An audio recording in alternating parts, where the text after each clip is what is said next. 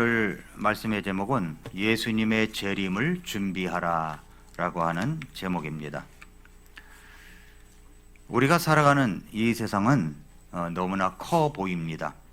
사람들은 돈 때문에 고민하고 성공 때문에 경쟁하고 또 미래 때문에 두려워하며 이제 살아갑니다.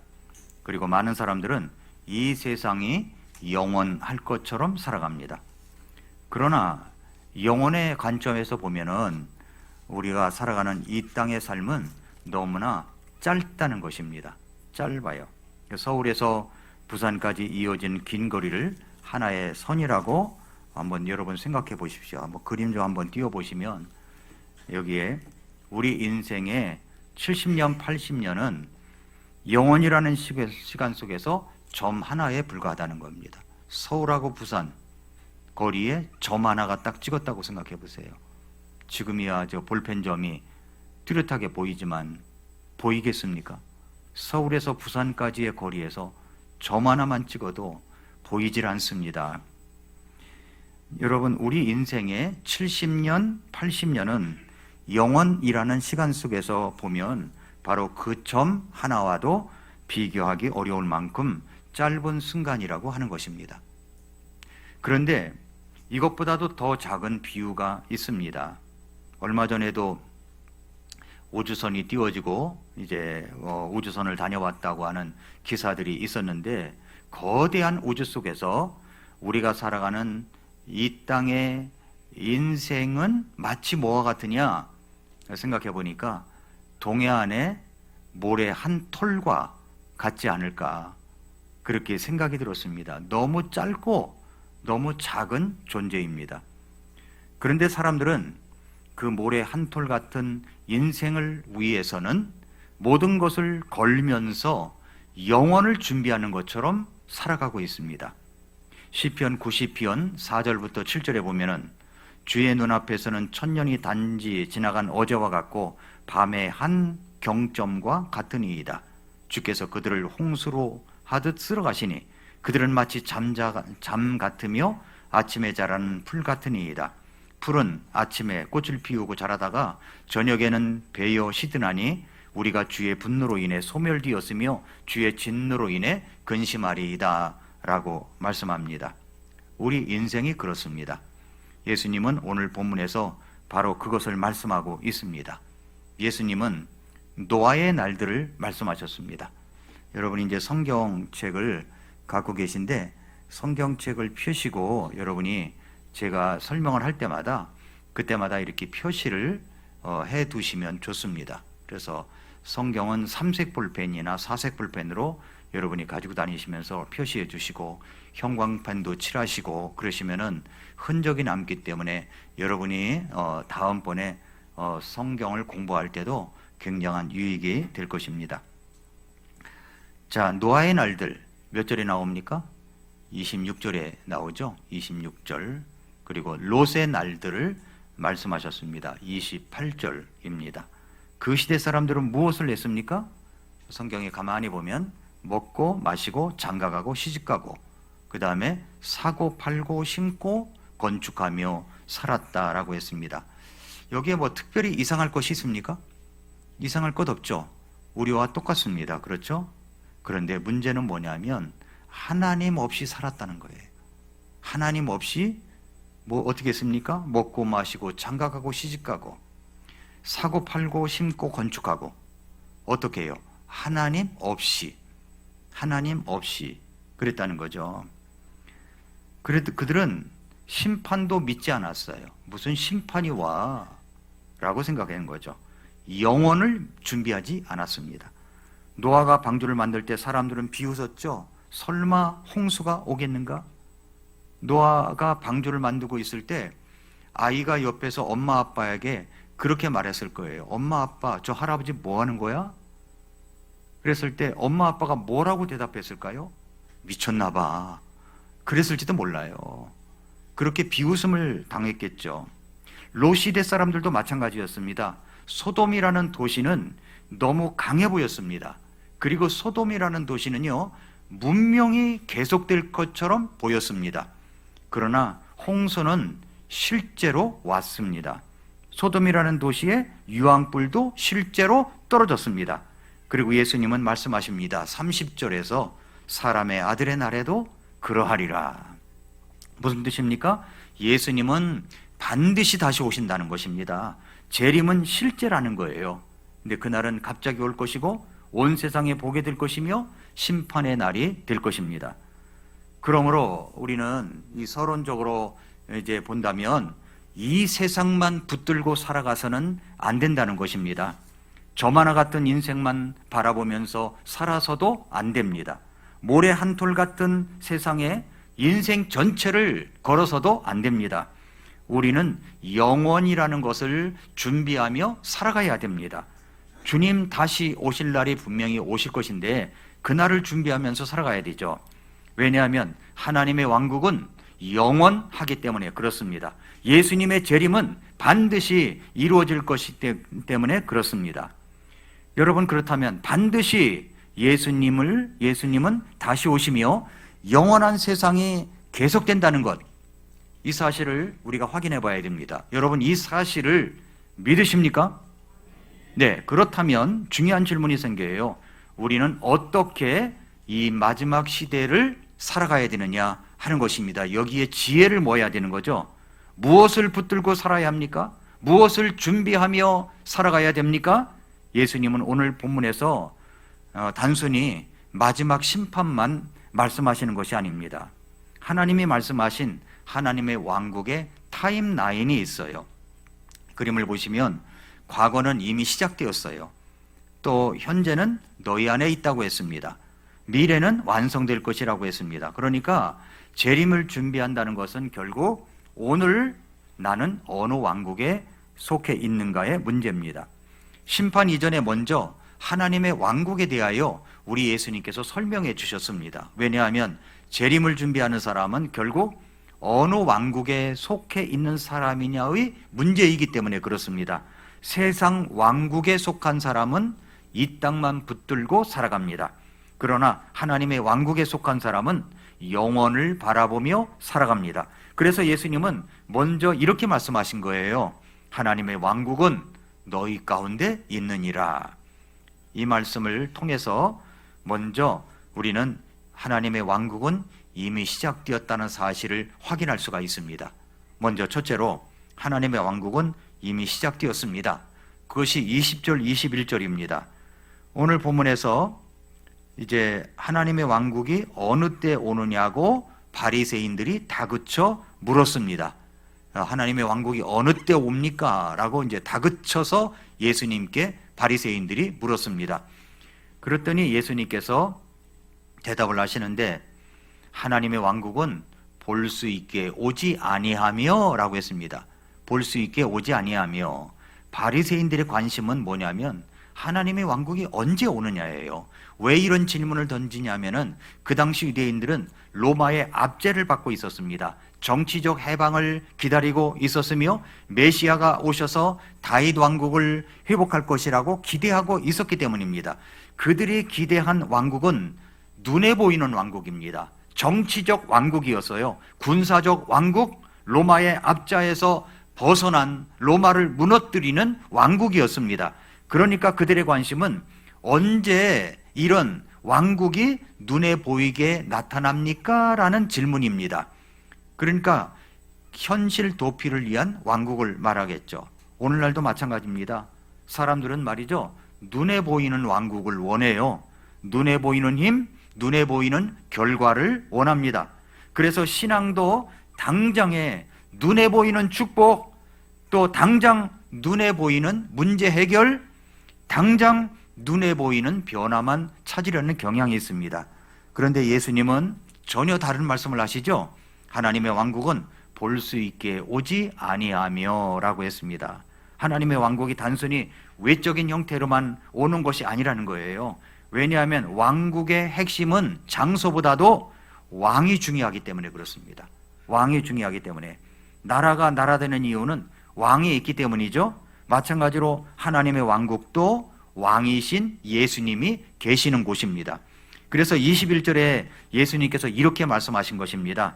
또 그들이 이르기를 여기를 보라 또 혹은 저기를 보라 하지도 못하리니 보라, 하나님의 왕국은 너희 안에 있느니라 하시니라.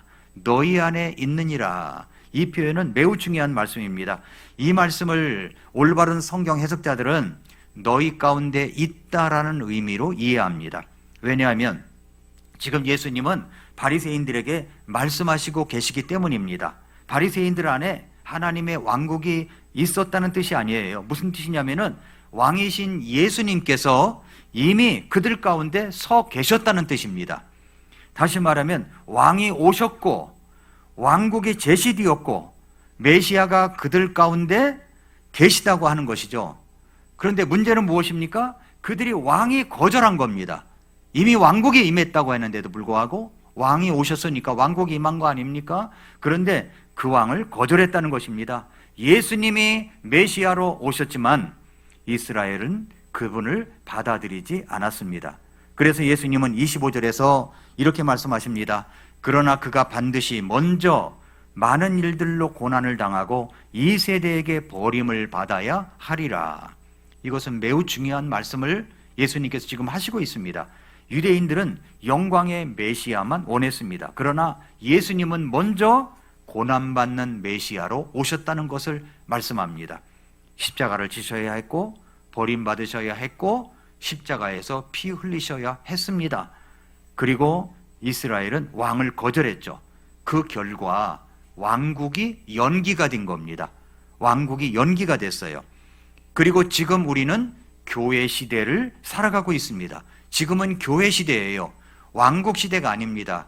이 왕국은 예수님이 오신 후에 7년 대환란이 끝난, 우리는 7년 혼인잔치가 있지만 7년 대환란이 끝난 후에 천년 왕국이 시작될 때, 그때 이제 이 지상에 왕국이 임하게 되는 겁니다.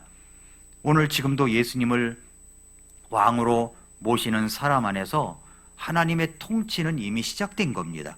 하나님의 왕국이 내 안에 있는 거죠. 그래서 우리는 이렇게 생각해야 됩니다. 자가 진단을 좀 해봐야 되는데, 내 삶의 왕좌에는 누가 앉아 있느냐 하는 것입니다. 누가 앉아 있습니까? 먼저 재정적인 부분, 돈과 물질이 내 선택을 지배하고 있느냐? 우리 주님이 지배하고 있느냐? 그리고 자아, 내 욕심과 자존심이 내 삶의 최종 결정권자인가 하는 것. 미래, 눈에 보이는 세상의 성공만이 나의 유일한 목표인가 하는 것입니다. 내 삶의 왕이 누구입니까? 정말 예수님께서 나를 다스리고 계신가요? 내 결정의 중심은 누구입니까? 많은 사람들이 교회는 다니지만 자기 왕국을 세우며 살아갑니다.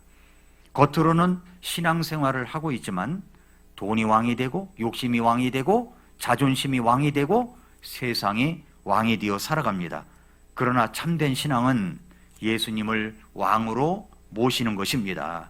성도 여러분, 하나님의 왕국은 단순히 장소가 아닙니다. 제도가 아니에요. 왕이 다스리는 곳입니다.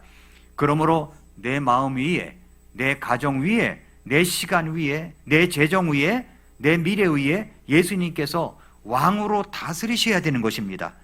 오늘 다시 한번 질문해 보십시오. 나는 누구의 통치를 받으며 살고 있습니까? 정말 예수님이 내 삶의 왕이신가 하는 겁니다.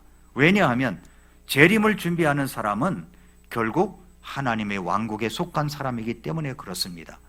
내가 하나님의 왕국에 속한 사람인가 하는 것은 먼저 예수 그리스도를 나의 인생의 주인으로, 내가 죄인됨을 회개하고 예수님을 마음의 구주로 영접한 적이 분명히 있어야 됩니다.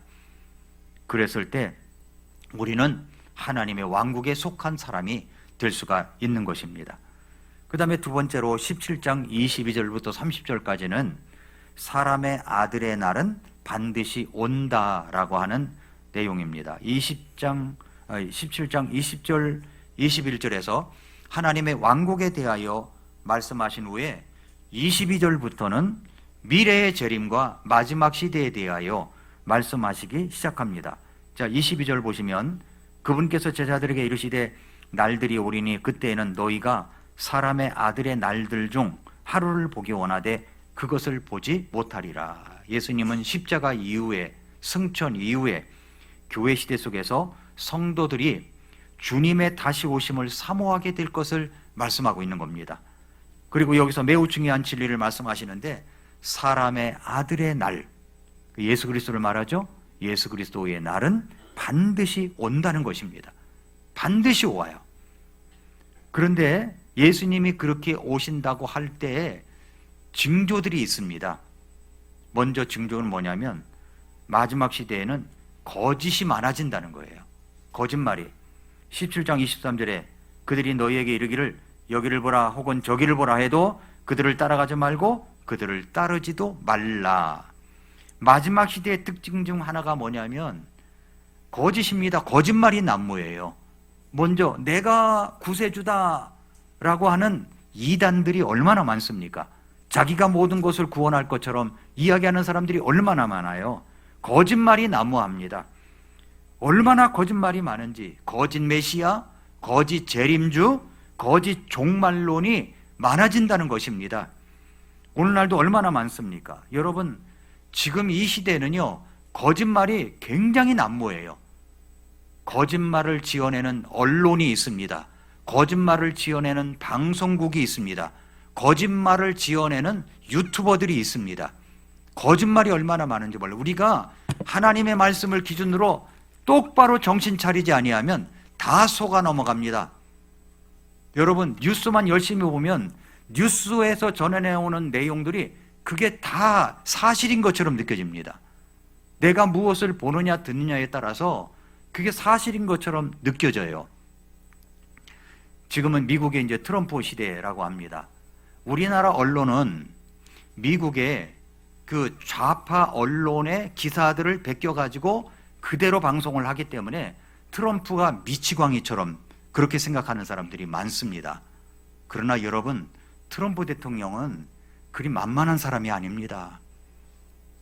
이 기업을 엄청나게 운영했던 사람이에요. 그리고 세계 모든 것을 내다보는 사람입니다. 이분은 다 계산적이에요. 생각이 있어요. 그리고 진리를 사랑하는 사람입니다. 말씀을 사랑하는 사람이에요. 이런 내용들은 한국 언론에 나타나질 않아요. 그가 미치광이처럼 비춰지는 겁니다. 그런데 그가 이 트럼프의 본래의 모습을 보면은 늘 성경을 읽고 있고 자기가 읽는 성경책을 공개하기도 하고 그러는 분입니다. 그래서 이 거짓말이 난무하는 세상 속에 살고 있다 보니까 제가 이렇게 이야기해도 그걸 사실로 받아들이질 않는 분들이 있다는 것입니다. 거짓말이 얼마나 난무하는지 몰라요. 거짓 종말론, 또 거짓 언론, 거짓 방송국, 이게 거짓의 아비. 그래서 거짓말이 둔갑돼서 범죄를 저질렀어도 이것을 범죄를 안 저지른 것처럼 그냥 둔갑을 시키려고 하는 시도들이 일어나는 것이고, 그런 사람들이 장악하는 이 시대 속에 살면 국민들만 피곤해지는 것입니다. 그래서 거짓말이 난무하는 거죠. 국민의 눈과 귀는 멀어진다는 것입니다. 얼마나 힘든 세상을 우리가 살아가고 있습니까?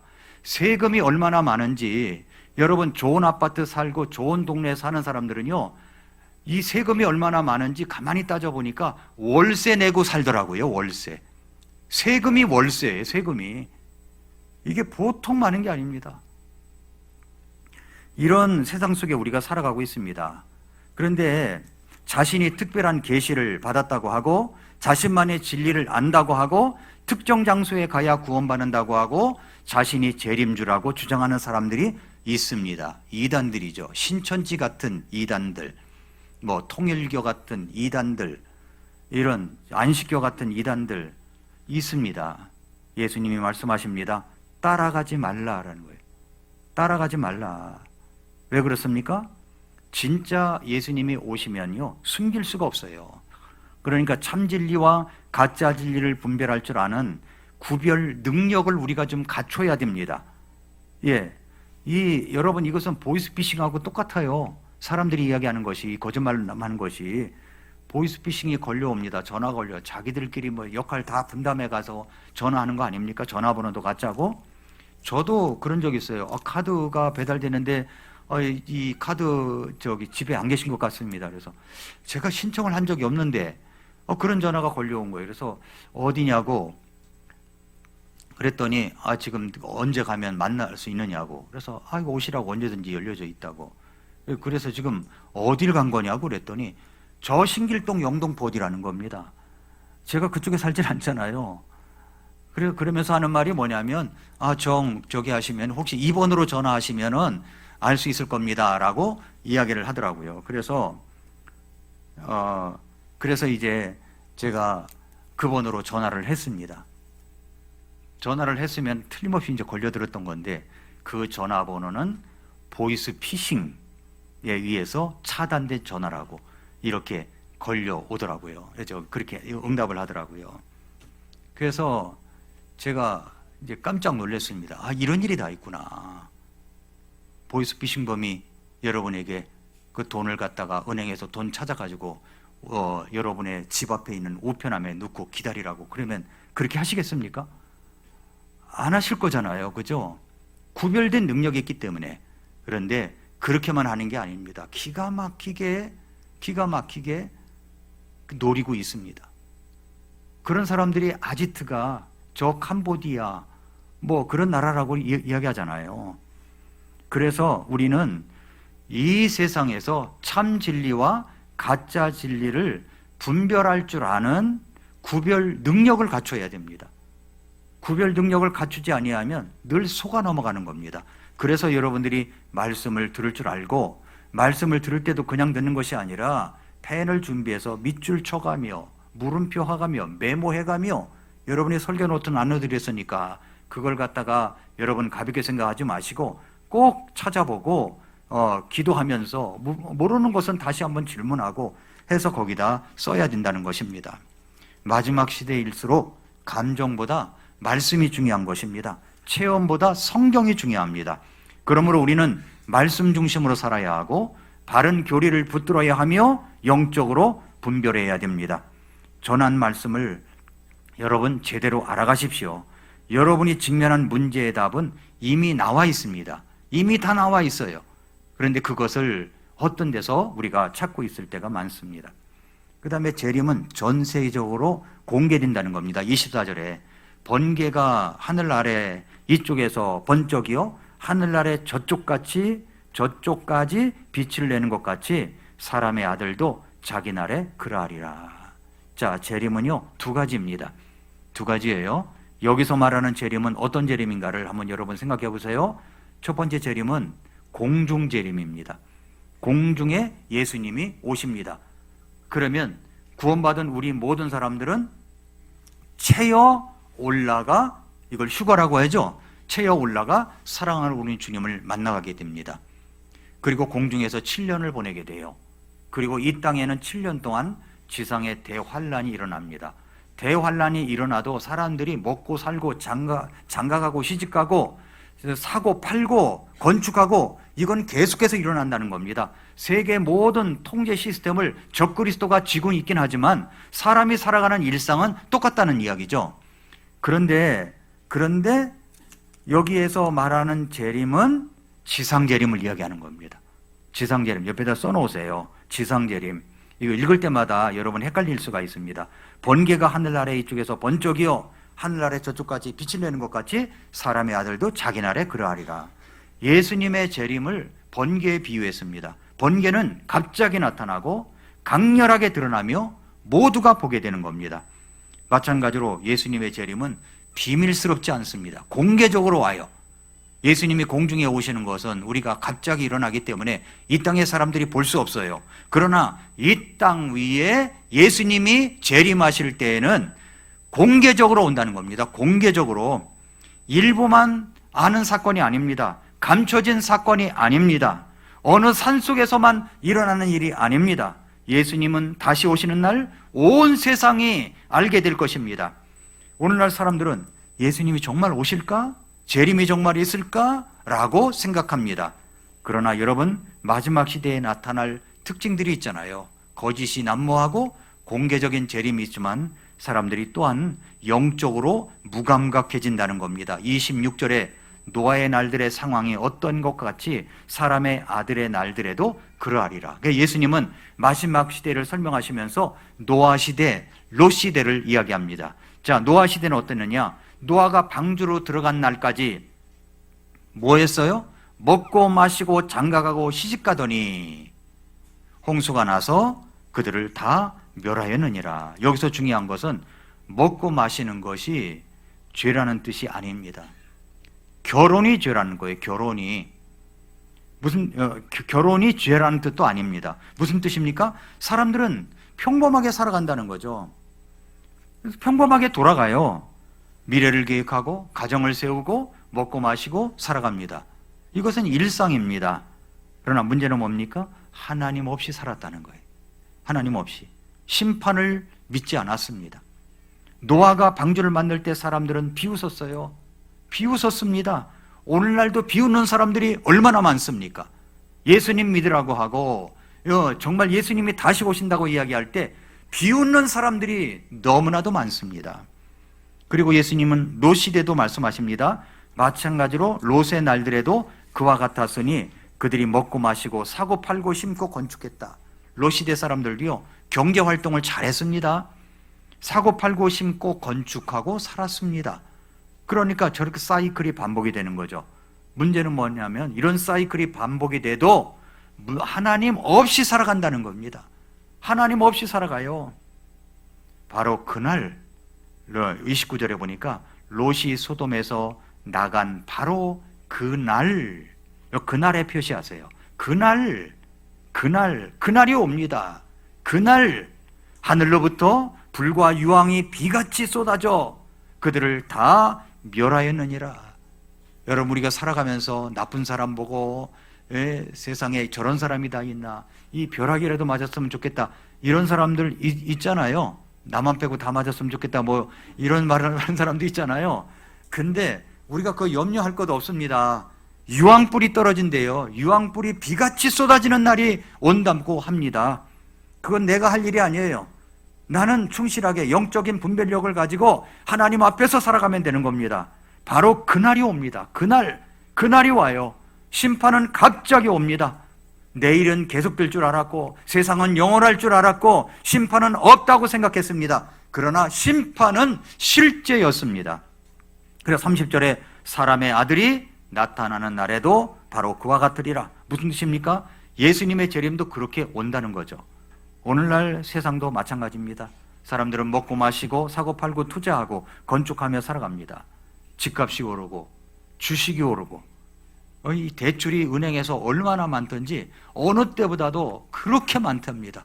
왜 그러냐 했더니 대출 받아서 이 주식 사느라고 빚 투자가 엄청나게 많은 겁니다.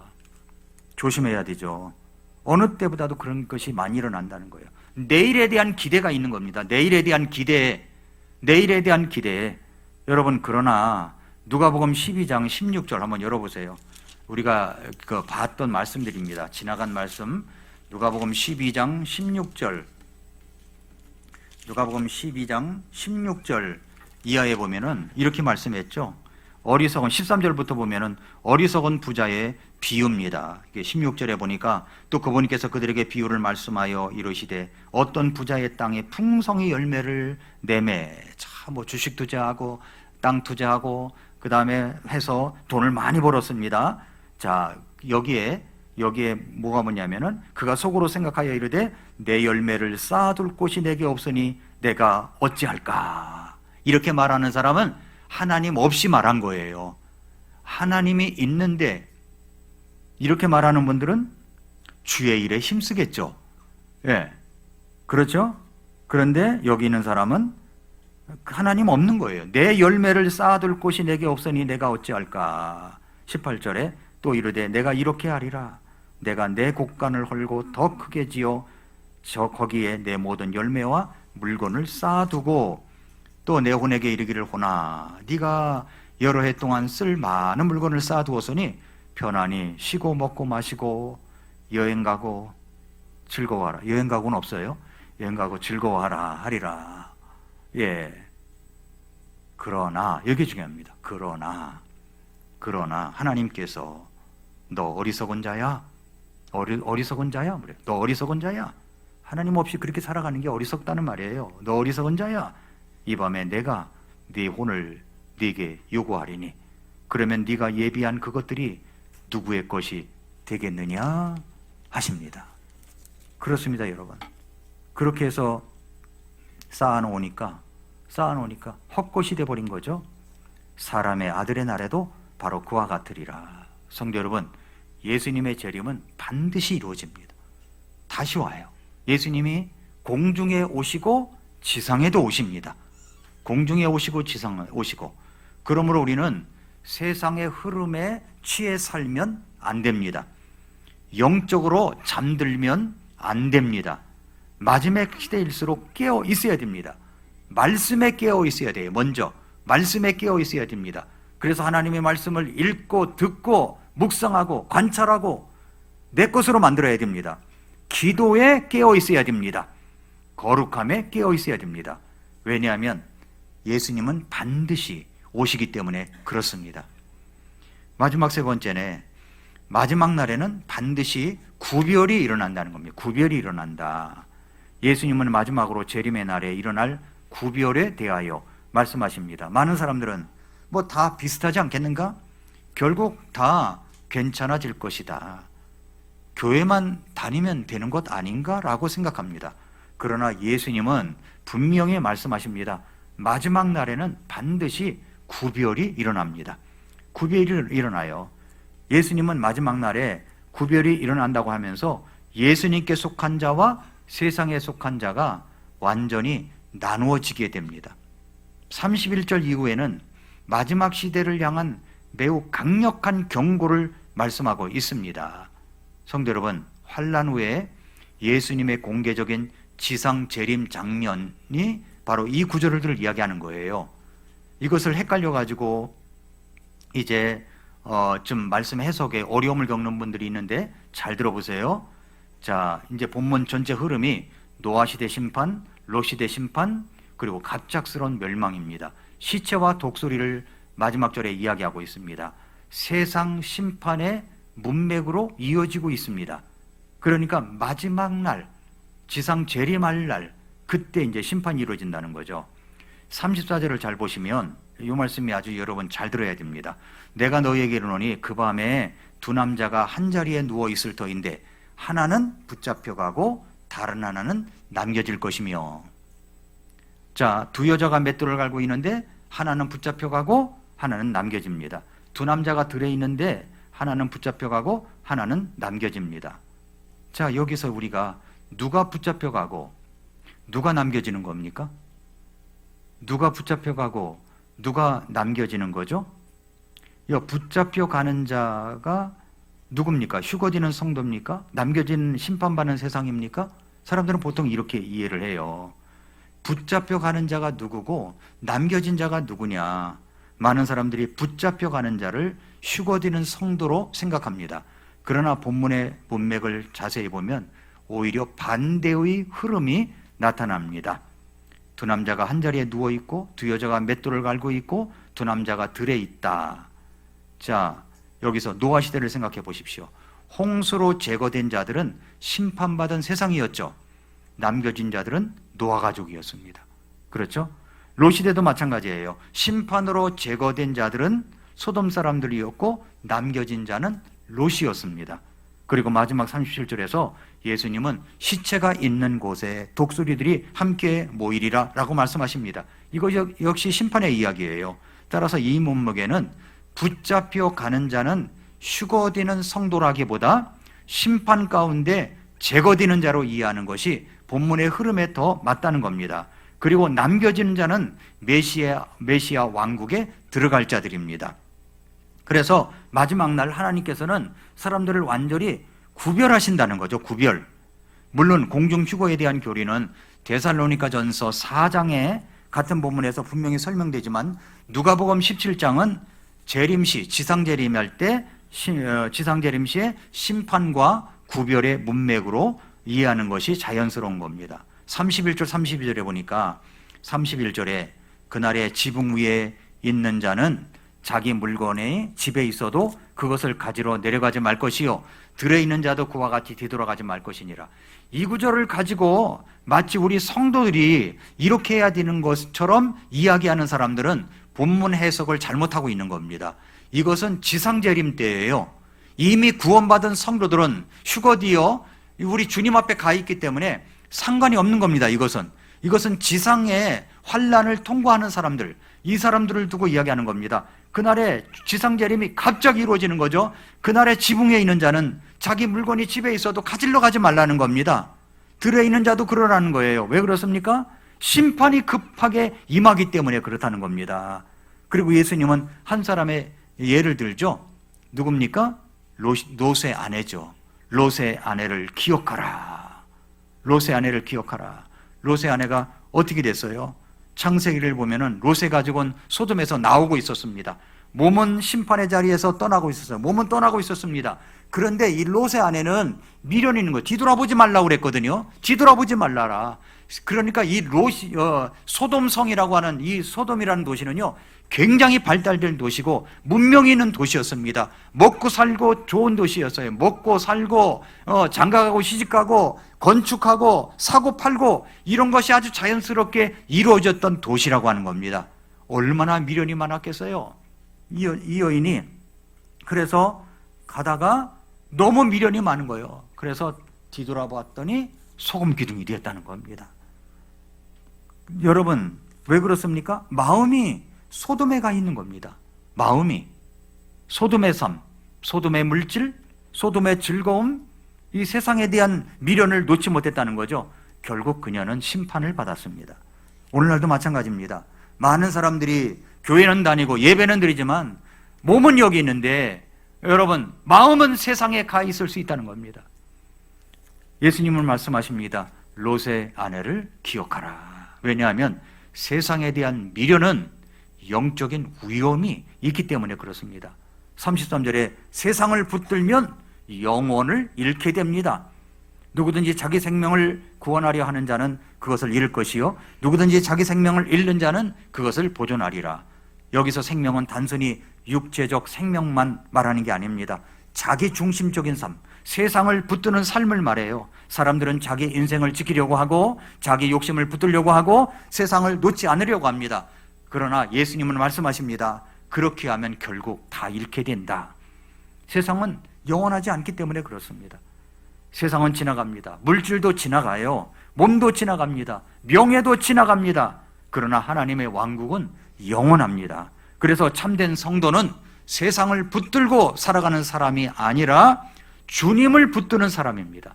우리 주님을, 자기를 내려놓고 십자가를 붙들고 예수님을 따라가는 사람이 참 생명을 얻는 자라고 할 수가 있는 것입니다. 34절 36절에 마지막 날에는 하나님께서 사람을 나누신다는 거죠. 34절 내가 너희에게 이르노니 그 밤에 두 남자가 한 자리에 누워 있을 터인데 하나는 붙잡혀가고 다른 하나는 남겨지고 두 여자가 함께 맷돌을 갈고 있을 터인데 하나는 붙잡혀가고 다른 하나는 남겨지고 두 남자가 들어있을 터인데 하나는 붙잡혀가고 다른 하나는 남겨지리라. 이 말씀을 가만히 보면은 예수님이 갑자기 오시죠.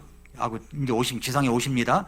자, 오시면 동시에 온 세상이 똑같이 보는 거예요. 동시에. 그런데 지금 시차가 있잖아요. 여기 이탈리아 시차가 있고 여기 시차가 있고 또 미국 시차가 있고 우리나라 시차가 다 있지 않습니까? 예. 그런데 여기 똑같은 거예요. 밤과 낮과 아침을 다 이야기하고 있습니다. 동시에 예수님의 재림이 사람들이 똑같이 볼 수 있게 하신다는 거죠. 같은 침대, 같은 일터, 같은 삶의 자리에 다 있었던 겁니다. 겉으로 보면 모습도 비슷해 보였습니다. 그러나 마지막 날 결과는 완전히 달라졌습니다. 왜냐하면 두 남자가 한 자리에 같이 누워 있어요. 하나는 붙잡혀가고 다른 하나는 남겨집니다. 두 여자가 맷돌을 갈고 있어요. 식사 시간인가 보죠. 근데 붙잡혀가고 남겨집니다. 들에서 일을 합니다. 하나는 붙잡혀가고 하나는 남겨집니다. 왜 그렇습니까? 믿음이 다른 겁니다. 구별시키는 거죠. 우리 주님께서 교회 안에도 참된 믿음이 있고 형식적 믿음이 있습니다. 우리나라의 대한민국에 순수한 복음을 전하는 교회들이 얼마나 된다고 여러분 생각하십니까? 사람들이 교회를 다닌다고 하지만 1,000만이 다닌다 그렇게 이야기를 하는데 코로나 때문에 뚝뚝뚝 떨어져 가지고서 거기 숫자도 떨어진 데다가 교회 출석하는 사람은 또 더 떨어지는 겁니다. 그 안에서 예수님을 믿고 구원받고 난 오늘 밤 죽어도 천국 갈 수 있다는 그런 확신을 갖고 있는 사람이 얼마나 되겠습니까? 그렇게 많지 않다는 겁니다. 왜냐하면 교회가 복음을 전하질 않아요. 예수 그리스도의 십자가의 복음을 전하지 않아요. 어떻게 하면 구원받을 수 있는가를 알려주지 않는 것 같습니다. 그저 에세이적인 설교, 기복적인 신앙을 부추기는 설교, 이런 것을 함으로 말미암아 사람들이 거기에 끌려다니는 그런 모습들이 얼마나 많은지 모릅니다. 겉으로 보면 다 멀쩡해 보여요. 그러나 말씀을 파고 들어가 보면 그렇지 못한 곳이 많습니다. 행위가 있어야 구원받는다고 하는 그런 유명한 목사님도 있어야 이야기하면 다 아는 사람들입니다. 여러분, 사람들 기복신앙 부지켜가지고 헝금하게 만들고 교회 나오게 만들고 붙들리게 만들고 붙잡아 놓으려고 하는 시도가 앞으로 말이죠 더 많아질 겁니다.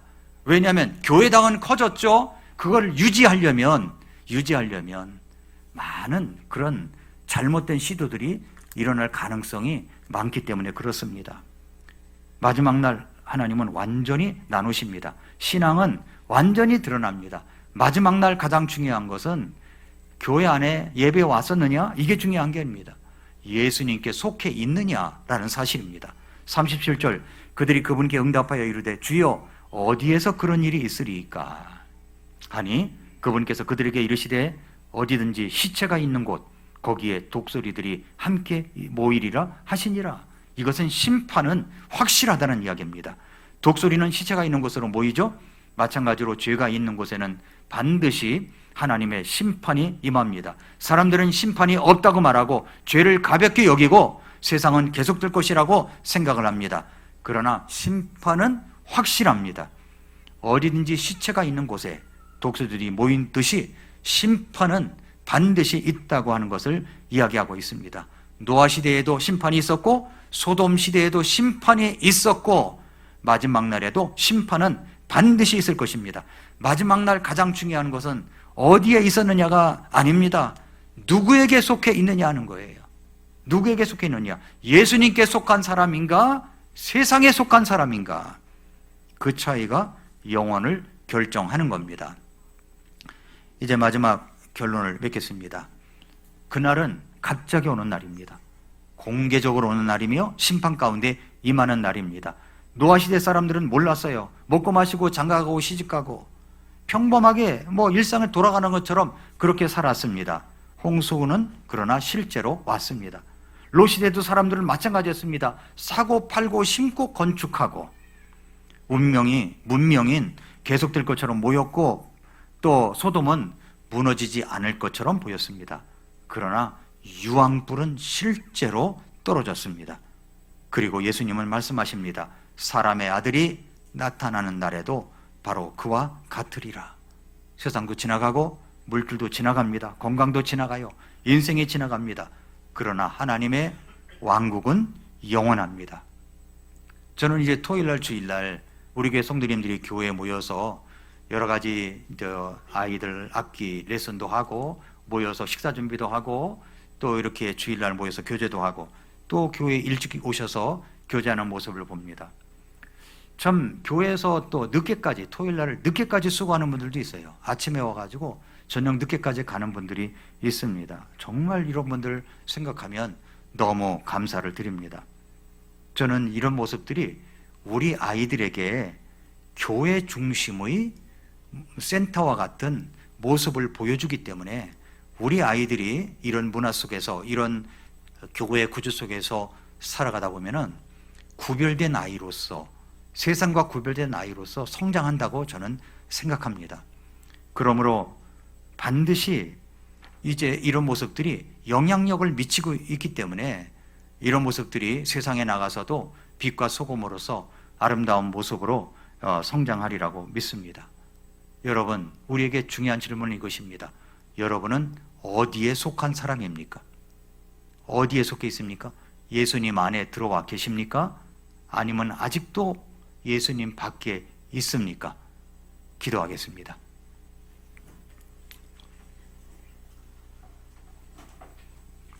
이 시간 머릿속에서 기도하겠습니다. 사랑하는 성도 여러분, 예수님은 반드시 다시 오십니다. 오늘 말씀은 공중재림을 이야기한 것이 아니라 이것은 지상재림을 이야기합니다. 지상재림은 이미 구원받은 사람들에게는 해당 사항이 없습니다. 그러나 이 말씀은 우리 믿는 그리스도인들에게 경고의 메시지로 주시고 있습니다. 공중에 예수님이 다시 오시는 날, 나팔 소리가 울려 퍼질 때 우리들은 휴거디어 주님 앞에 가게 됩니다. 그때 우리는 주님 앞에서 베마 심판대, 그리스도의 심판대 앞에서 심판을 받게 됩니다. 이 심판은 상급에 대한 심판입니다. 잘했는가? 어떻게 잘했는가? 여러분은 찰나의 점을 위해 사시겠습니까? 영원한 왕국을 준비하며 살아가시겠습니까? 어떻게 사시겠습니까? 오늘 결단하십시오. 혹시 여러분 가운데 나는 오늘 밤 죽으면 천국에 갈 수가 없습니다. 그러나 말씀을 듣고 보니 제가 예수님 믿고 구원받고 싶습니다. 예수님께 속한 사람이 되고 싶습니다. 목사님 저를 위해서 기도해 주십시오. 그런 분 계시면 손 한번 들어주시면 기도해 드리겠습니다. 그런 분 계십니까? 저는 아직 구원받지 못했습니다.